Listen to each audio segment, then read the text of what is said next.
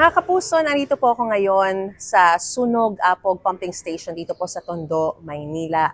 At isa po ito sa mga kontrobersyal na pumping station po, no? Dahil lang sinasabi, mula nung mabuo ito noong 2020 hanggang ngayon ay hindi pa rin po talagang napapakinabangan itong pumping station na ito. Laging sira. At kung tutuusin, ginastusan po ito ng halos 1 bilyong piso. Pero ang sinasabi ng mga residente rito, imbis na talagang makatulong dahil nga flood control project siya, imbis na makatulong para maibsan yung nararanasan nilang mga baha, lumala pa raw. So kung dati, nasa hanggang talampakan yung mga baha nila rito, ngayon ay umaabot na ng hanggang bewang. Ang sinasabi sa atin ni Secretary Dizon, nakikita nila base sa initial investigation, ang sanhi ay ang problema sa disenyo.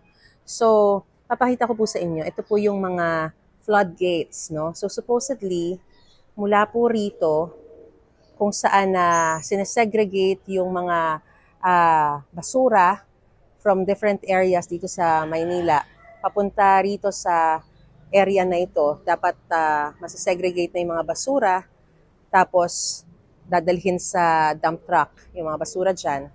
Tapos tubig na lang dapat ang dediretso rito para ma-pump palabas dun sa creek, dun sa Sunog Apog Creek, yun po.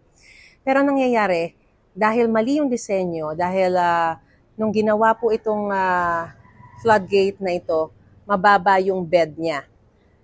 Ngayon, dahil tumaas yung bed ng creek, ang tendency by gravity, kapag tinaas yung floodgate po na yan, naturally, papasok yung tubig at yung mga basura rin po dun sa creek na yon ay papasok dito.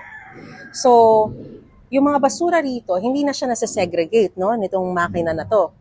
Ang nangyayari, pag hinigop na ng pump na ito, yung tubig, ang sumasama, yung mismo mga basura, mga putik, kaya ang nangyayari dun sa mga pump, imbis na tubig yung mailalabas nila, ang pumapasok po dyan na nasasak, naturally, una, yung mga basura at putik.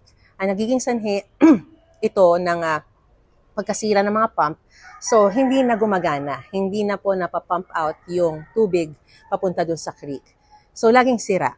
So ngayon, pinaiimbestigahan po ni Secretary Vince itong pumping station na ito, pinatatawag niya lahat ng mga gumawa nito, magmula dun sa mga contractor, mga nagdisenyo, hanggang all the way kay Secretary Mark Villar na siya po noon ang DPWH Secretary nung pinasinayaan o nagpasinaya dito sa pumping station na ito.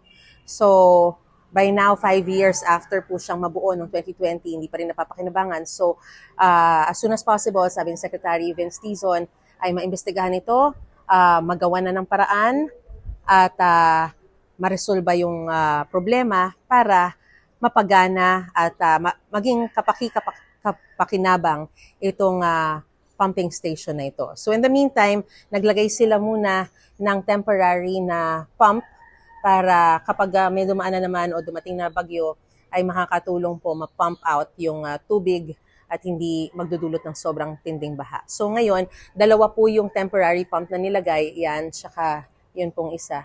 So pinadadagdagan ni Secretary Vince Dizon ng 2 pa kasi kailangan 4 daw yan para makatulong din sa paglalabas, pagbuga ng tubig pabalik dun sa o papunta dun sa creek.